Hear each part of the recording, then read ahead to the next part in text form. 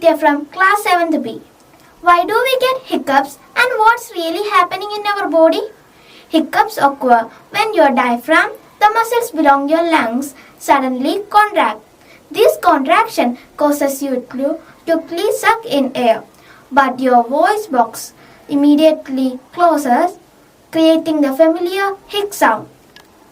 Hiccups can trigger by eating too quickly, swallowing air, or even feel stressed or excited, while the most hiccups go away on their own. Persistent hiccups can sometimes be a sign of medical condition.